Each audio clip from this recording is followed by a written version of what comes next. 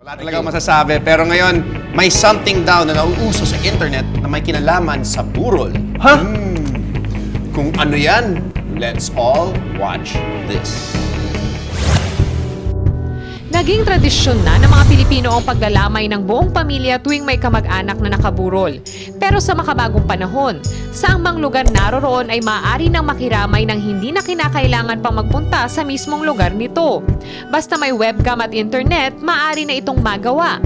Basically, it's a free online viewing facility provided by St. Peter. It's not intended to replace the actual wake. No, it's the purpose of providing e-burol to our customers, to the families, is for those families abroad or far-flung places na hindi makakapunta sa wake. Ang e-burol ng St. Peter ang kauna-unahang online burol sa buong mundo.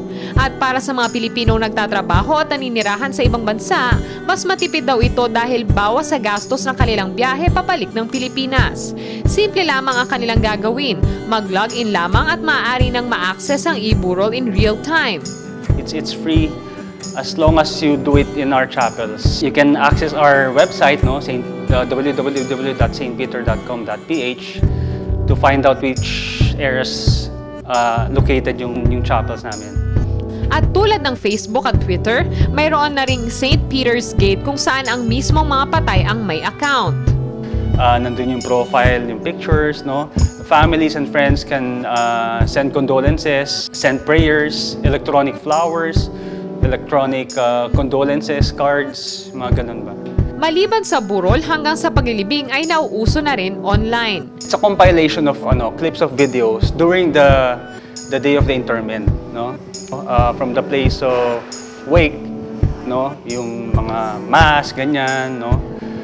People praying or relatives praying. Tapos hanggang sa paglagay sa karo, sa hearse, papunta sa cemetery, and then hanggang sa libing.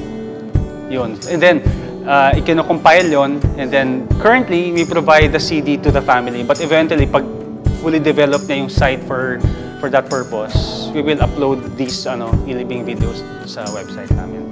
Sa anumang mga pagbabagong nagaganap sa takbo ng panahon, mahalaga pa rin ang pagkakabuklod-buklod ng pamilya sa oras ng pangungulila at pagdadalamhati sa buhay. Grabe, ito na pala makabagong paraan ng pagbuburol ngayon, no? E-burol pala ang tawag dito. Tama ka dyan, X. Pati ang mga burol ngayon, high-tech na. Kasi actually, ito ay para sa mga overseas Filipino workers o yung mga OFW na hindi makakauwi kung sakaling may mawala sa kanilang pamilya. Oo nga, isa rin itong paraan ng pagiging praktikal dahil na rin sa taas ng mga airfare natin ngayon. Kung sakaling hindi ka makauwi, isang click mo lang, basta may internet ka, makakapiling mo na yung mga mahal sa buhay hanggang sa huling sandali.